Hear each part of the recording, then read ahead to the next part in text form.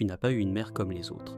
Peut-être qu'elle t'a ignoré, peut-être qu'elle t'a insulté, peut-être qu'elle t'a rabaissé au point que tu t'es senti insignifiant, vide, invisible.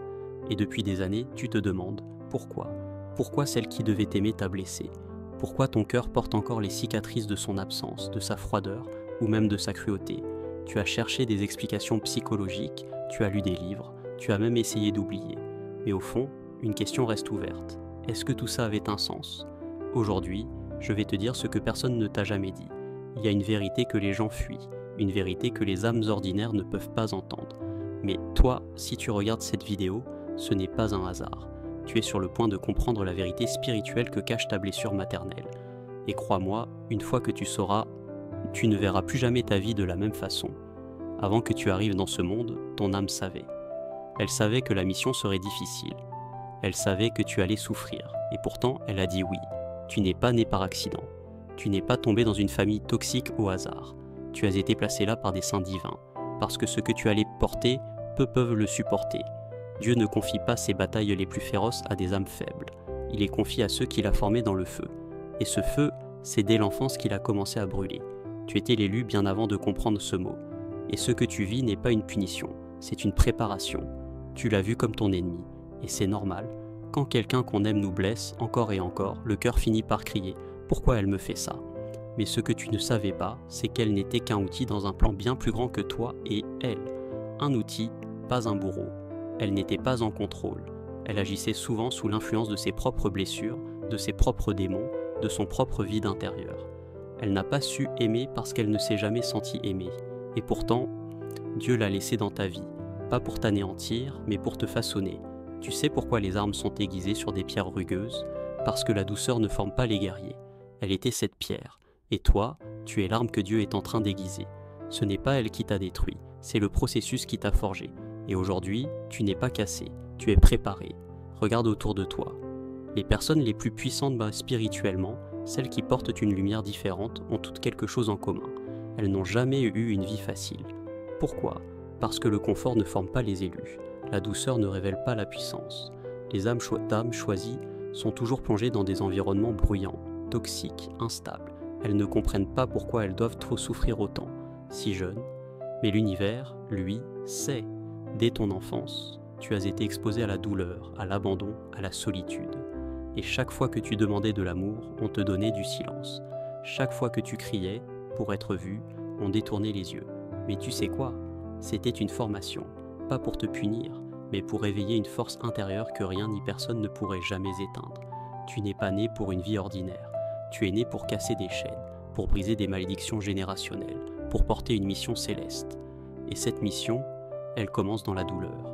Tu te rappelles de ces moments où tu avais besoin d'amour, mais où à la place, tu recevais du silence, de la moquerie ou du mépris, ces moments où tu faisais tout pour plaire, pour mériter un simple regard, mais où ce que tu récoltais, c'était de la froideur. Cette instabilité émotionnelle n'était pas juste une douleur, c'était une école dure, brutale, sans manuel ni protection, mais une école où ton esprit apprenait des choses que personne ne peut t'apprendre ailleurs. Tu apprenais à lire entre les lignes, à sentir les énergies, à discerner ce qui n'était pas dit. Pendant que d'autres enfants vivaient dans l'insouciance, toi, tu étais déjà dans une guerre invisible. Ta mère utilisait la culpabilité comme une arme. Elle t'isolait émotionnellement. Elle te faisait croire que tout était de ta faute. Mais ce qu'elle ne savait pas, c'est qu'en faisant ça, elle déclenchait un réveil en toi, une conscience, une hypersensibilité, une capacité à ressentir, comprendre et survivre à ce que la majorité ne pourrait même pas supporter. Tu as appris à voir clair dans le chaos.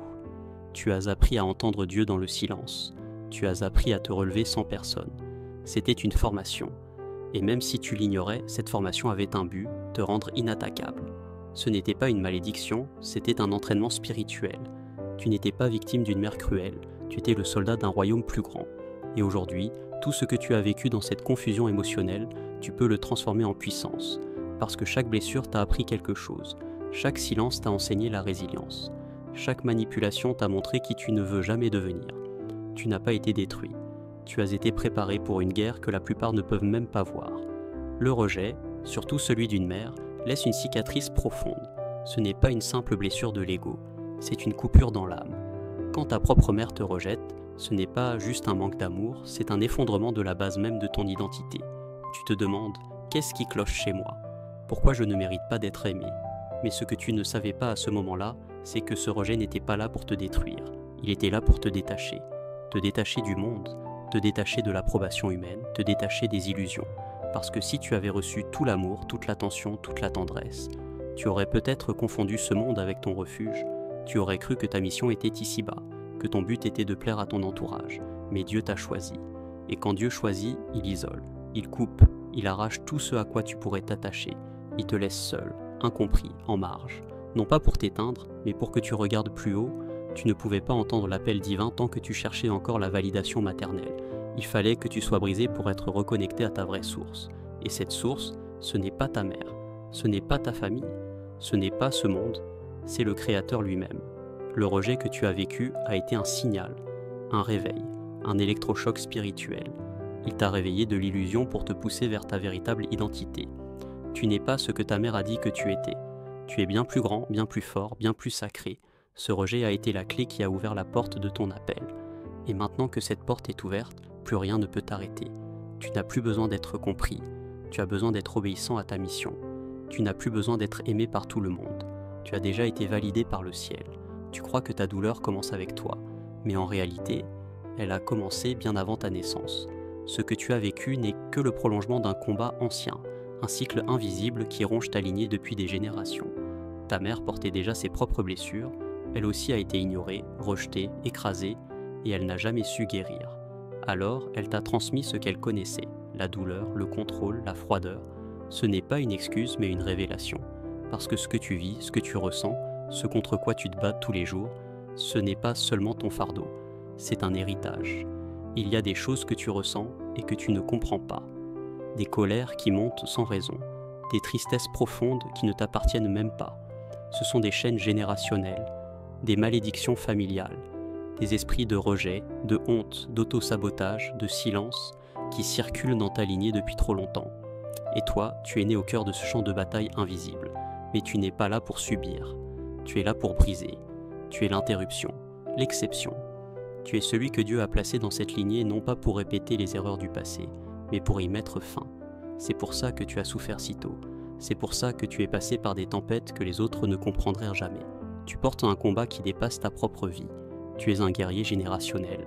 Ce que tu guéris en toi, c'est ta descendance entière qui en profite. Ce que tu refuses de tolérer, c'est tout un futur qui en est libéré. Tu crois que tu avances seul, mais chaque fois que tu choisis la vérité, chaque fois que tu refuses de reproduire la violence, chaque fois que tu pardonnes au lieu de haïr, tu fais trembler les fondations du passé. Tu n'es pas faible. Tu es en train de mener une guerre silencieuse que personne ne t'a appris à livrer. Et pourtant, tu gagnes. Chaque jour où tu choisis de rester debout, tu es en train de faire ce que personne avant toi n'a osé faire. Tu ne le réalises peut-être pas encore, mais tu es dangereux. Pas parce que tu cries, pas parce que tu frappes, pas parce que tu te venges. Tu es dangereux parce que tu es encore là. Après tout ce qu'on t'a fait, après tout ce qu'on t'a dit, après toutes les fois où on a voulu t'éteindre, t'humilier, t'effacer, tu es toujours là, et c'est ça ta plus grande menace. Le monde t'a rejeté, mais tu n'as pas renoncé. L'amour t'a été refusé, mais tu n'as pas cessé d'aimer. L'enfer t'a envoyé la douleur, le rejet, la confusion, mais tu n'as pas cédé. Tu es devenu ce que les ténèbres détestent le plus, une âme qui a traversé le feu, mais qui brille encore. Et cette lumière, elle ne vient pas d'une formation humaine, elle vient de ton épreuve, de ton abandon, de cette nuit où tu pleurais sans réponse, de ce silence divin où tu as appris à marcher par la foi, pas par la vue. Chaque larme a aiguisé ton discernement, chaque blessure t'a rapproché de Dieu. Chaque rejet t'a formé à résister à l'opinion des hommes. Tu n'es pas juste quelqu'un qui a survécu. Tu es une arme, une preuve vivante que ce que l'ennemi a voulu utiliser pour détruire peut être retourné pour bâtir. Tu es cette voix qui sait, cette force tranquille, cette énergie que les manipulateurs fuient, que les esprits sombres n'osent plus affronter. Parce que tu vois clair, parce que tu ressens au-delà du visible, parce que tu as été initié par la douleur et élevé dans la solitude. Et aujourd'hui, tu es éveillé. Et un élu éveillé, c'est une menace pour tout ce qui est faux, caché, corrompu. Tu es l'arme que l'enfer redoute. Pas parce que tu te bats, mais parce que tu existes. Parce que ta simple présence déstabilise ceux qui vivent dans le mensonge. Tu es un rappel vivant que même ceux qui sont tombés dans l'obscurité peuvent trop se relever dans la lumière. Et cette lumière que tu portes maintenant, elle vient de là où personne n'aurait voulu aller. Et c'est pour ça qu'elle est si puissante. Tu as le droit d'avoir mal. Tu as le droit de te souvenir. tu as le droit d'avoir été brisé.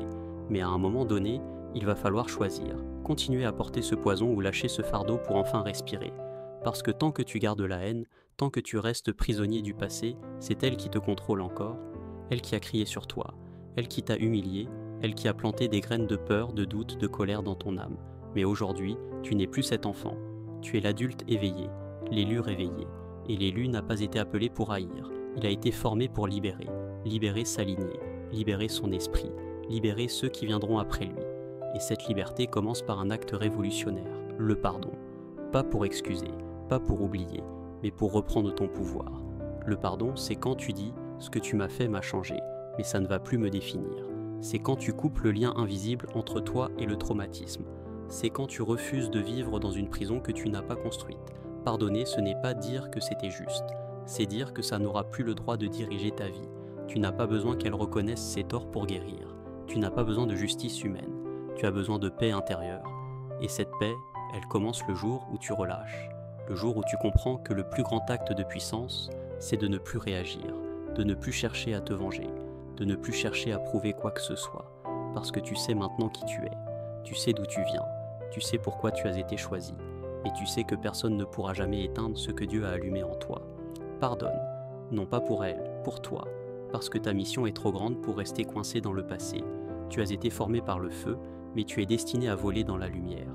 Et cette lumière, elle commence maintenant.